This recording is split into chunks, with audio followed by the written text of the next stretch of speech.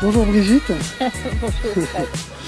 je suis ravi de partager ce moment avec toi sur Parents heureux, enfants heureux et discuter un petit peu des besoins des enfants, des parents.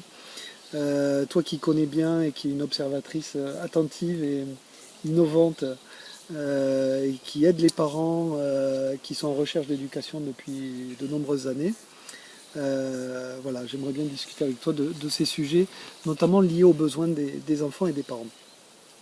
Alors, on entend souvent des phrases où on se dit les enfants d'aujourd'hui, ils sont pas comme à l'époque, ils ont beaucoup plus de besoins, ils ont beaucoup plus d'envie, tu vois, ils ont beaucoup plus de désirs, ils sont jamais satisfaits, tu vois, ce genre de réflexion qu'on peut avoir nous-mêmes souvent. Est-ce que tu as l'impression qu'aujourd'hui les enfants sont effectivement différents de ce qu'ils étaient il y a 40 ans, on va dire,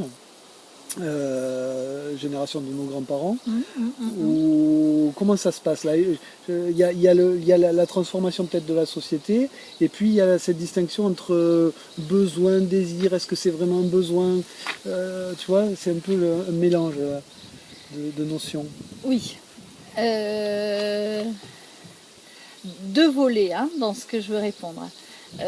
Désir et besoin, c'est pas la même chose. Peut-être que les enfants actuels ont plus de désir, je sais pas, mais je me dis que sûrement oui, puisqu'ils ont plus, ils sont dans une société de consommation, ils ont plus ce qu'ils peuvent avoir sous le nez. Donc de ce fait-là, ils vont avoir plus de désir. Ça me semble logique, ni bien ni mal. C'est voilà, c'est le fait d'avoir beaucoup de choses sous le nez qui fait que de ce fait-là, ils ont beaucoup plus envie que quand ils étaient enfermés dans la maison et qu'ils ne voyaient pas ce qu'on pouvait avoir. Donc ils ont sûrement plus de désir. Par contre, de besoins, non. Les besoins sont, à mon sens, les besoins sont les mêmes. On a des besoins fondamentaux qui sont les besoins des enfants de toute époque. Je ne pense pas que ça a changé.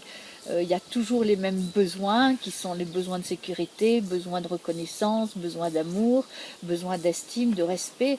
Ça n'a pas changé, ça ne change pas avec l'évolution de la société.